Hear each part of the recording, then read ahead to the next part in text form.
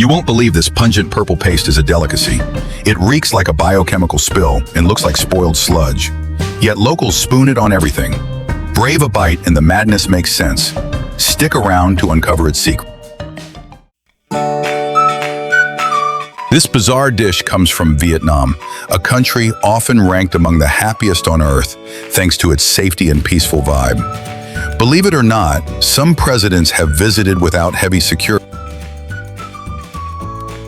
Before we uncover the secret behind this wild-tasting paste, let's take a step into the everyday life of Vietnam. This peaceful country isn't just about chaotic flavors. It's built on simplicity, warmth, and rhythm. Early in the morning, while most cities are still asleep, the coastlines of Vietnam are already alive. Local fishermen, with years of tradition behind them, sail out before dawn to catch seafood. But it's not just fishermen who show up at dawn. While the men are casting nets, there's another scene unfolding. Young women arriving in stylish outfits, makeup on point, phones in hand. They're here for something else, the golden morning light. While their husbands are still snoring at home, these ladies are already striking poses by the shore, capturing the sea breeze and soft sunlight for the perfect Instagram shot. In Vietnam, even the fishing docks become fashion runways at sunrise. Sometimes the fishermen pause and chuckle as they watch the girls posing. These kids sure are dedicated, but no one minds. By now, it's normal. This morning by the sea brings both fish and flowers.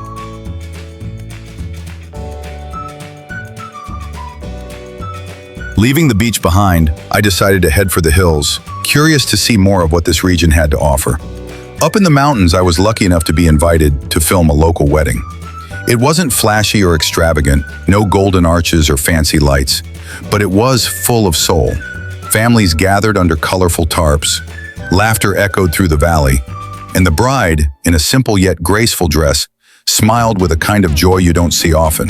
This was celebration in its purest form, raw, warm, and deeply human.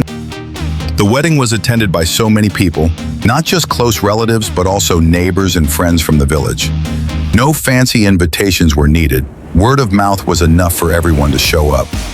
Laughter filled the air, bowls clinked, and children ran joyfully around the yard. Guests brought simple, heartfelt gifts. Someone offered a chicken, another brought a basket of fresh vegetables. It wasn't extravagant, but it was overflowing with warmth and sincerity.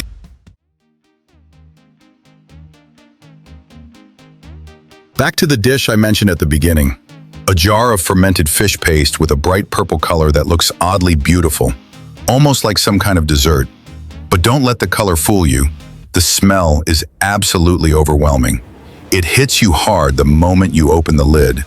Sharp, salty, sour, and honestly, a little terrifying. Even from a distance, the scent clings to your nose and doesn't let go. It's the kind of smell that makes you question your choices. I watched several videos of Vietnamese people eating this dish and couldn't believe how casually they enjoyed it. Some even smiled while scooping big portions onto their rice like it was nothing. Meanwhile, I was sitting there, sweating just thinking about trying it. The way they dipped vegetables into it, rolled it up with herbs, and said, "So good," made me doubt myself. Could something that smells this bad actually taste that good? I didn't know if I was brave enough, but curiosity was definitely winning. But that still wasn't the last thing to challenge my taste buds on this trip. There was one more, a fruit that's famous, loved, and feared all at once: durian. The moment the box was opened, the smell filled the entire room like a wave. It was a mix of overripe onions, sweet cream, and something slightly rotten. People around me covered their noses or walked away. I just froze. Still, after the initial shock, I decided to try it. And to my surprise, underneath that unforgettable smell was a creamy, custard-like texture with a deep sweetness and richness I'd never experienced in any fruit before. One bite turned into another, then another. I finally understood why so many Vietnamese people love it, and why durian is the kind of fruit that completely divides the world. You either hate it, or you fall in love with it. After being overwhelmed by those intense dishes, I decided to head to a coffee shop to find a bit of calm. I thought I'd find a quiet corner to sit, breathe, and reset. But to my surprise, in Vietnam, coffee isn't just a drink, it's a lifestyle. Every cafe I passed was packed, from small plastic tables on the sidewalk to stylish air-conditioned coffee houses with scenic views. Every spot was full of people. Locals were chatting, working, reading, playing board games, or simply watching life go by. The sound of conversations mixed with the rich aroma of roasted coffee beans filled the air. I picked a small roadside spot and ordered a glass of iced milk coffee.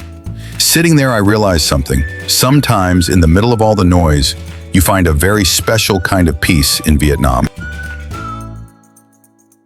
When the peaceful days have passed and you start craving something more thrilling, Son Doong is the perfect place to begin a true adventure. This is not a destination for those seeking comfort and ease. It is for those who are ready to step into an entirely different world, where nature is not only beautiful, but wild and overwhelmingly powerful. Son Doong is not just the largest cave in the world. It is a challenge of endurance, mindset, and spirit. Every step you take through its damp, dark passages, every night you sleep beside towering stone walls, every time you cross an icy underground river, it all becomes part of an unforgettable experience.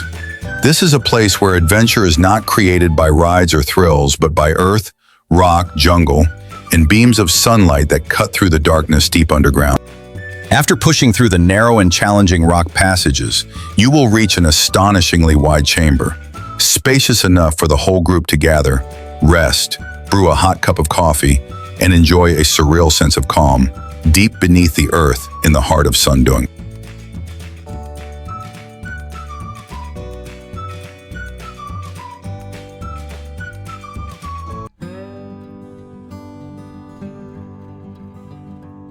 After days trekking through jungles, climbing rocks, and sleeping deep inside the cave, I said goodbye to Son Doong and returned to modern life.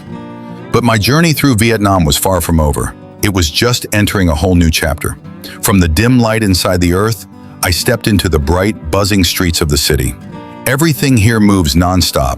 Motorbikes rushing by like rivers of steel, honking horns, people laughing, and the smell of food rising from street carts hitting me in waves. If Son Doong tested my physical strength and patience, then the city challenged my reflexes and bravery just across the street. I started to discover a very different side of Vietnam, one that's loud, energetic, and never seems to sleep. And just when I thought I was getting used to it all, a strange-looking dish from a tiny street corner made me pause and say, "What is that?"